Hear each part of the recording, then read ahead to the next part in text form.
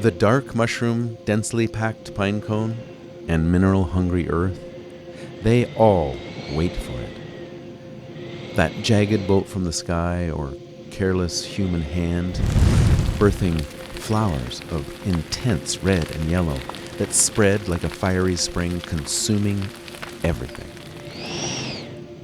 It started as a gray mist threading through the coast range to the east, though the day was bright and blue, my head tilting sideways at this mystery. Then the winds broke like a dam out of the distant valley, shrieking overhead, 60 miles per hour, hot and bearing the smell of smoke and delicate flecks of ash. The power flickered and blinked out as dark fell. A fitful sleep, and we woke to a swollen dawn light illuminating the remains of a forest of burnt trees hanging in the air.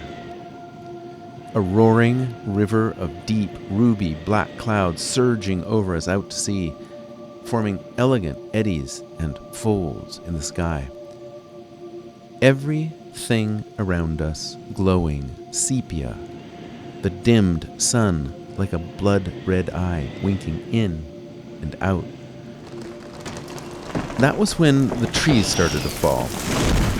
Our beloved peach in the garden, alder and sitka in the forest all around us, thundering to the ground, roots unprepared for this assault. I stood in this same wind and closed my eyes, felt what all creatures feel when they are in the path of evident danger, an odd stillness just before flight. Then into the house, 15 minutes to grab the essentials, realizing that the future I had assumed would always stretch out before me might end today.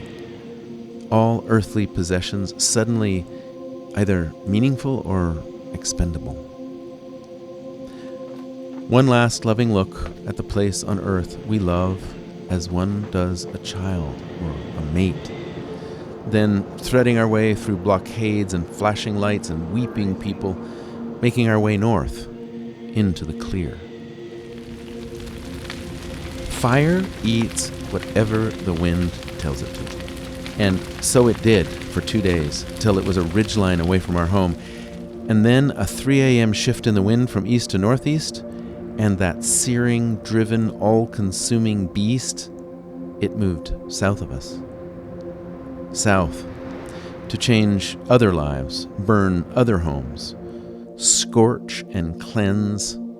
A sudden fire coming to this land of rain, no longer immune or innocent. Yet, I cannot escape the feeling that this is just the first we're feeling of the lash from a climate that is punishing us for our past sins against this planet home of ours. Returning, as the fire died, I stand in the same spot where the fierce wind slammed against my chest, still and quiet now. And I will never be as I was, never be as before. Intent on harvesting change in this newly mineralized, nothing taken for granted life of mine, everything well-worn and familiar, prized now. And all those things I have put off, waited for, they are stirring and wakened by this fire.